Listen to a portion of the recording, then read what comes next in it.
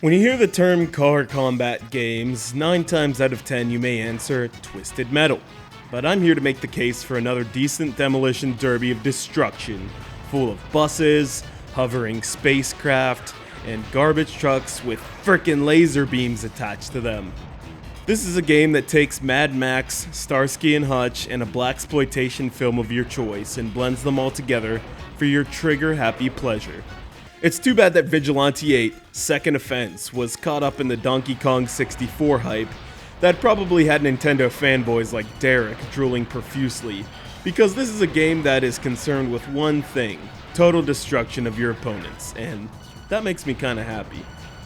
The Vigilante 8 series was developed by Luxoflux, the company that would go on to develop True Crime: Streets of LA, and became a hit on the Dreamcast for its gripping action and a storyline that focused on an alternate take on the 1970s oil crisis that had people lining up at the gas pump for hours.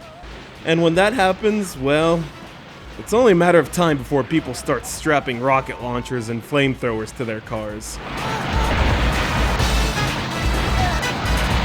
You'll take your road rage out on a parody of OPEC called OMAR, or the Oil Monopoly Alliance regime, an oil conglomerate whose sole interest is keeping all the fuel to themselves.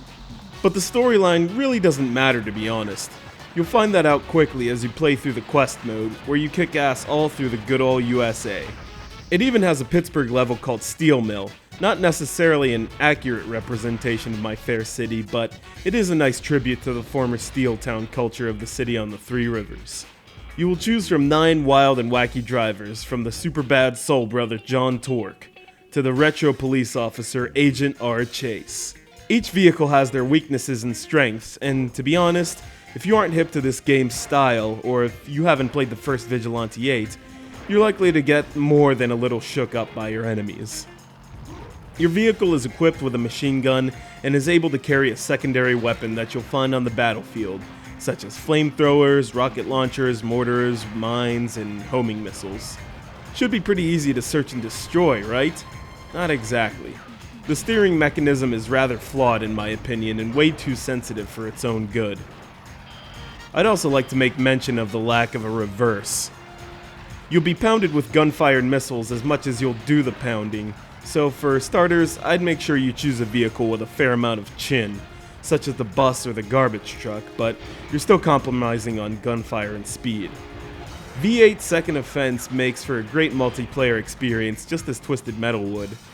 The courses are vast and expansive, allowing you to cover a lot of ground while you tear it up on the battlefield.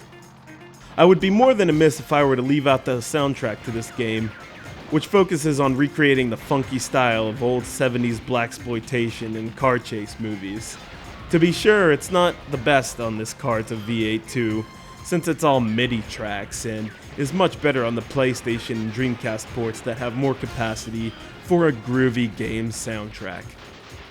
Vigilante 8 Second Offense is a decent third-person car combat title that may live forever in the shadow of the greatness of Twisted Metal, but it's worth a shot for those who prefer afros and shiny Magnum pistols to scary clowns and ice cream trucks.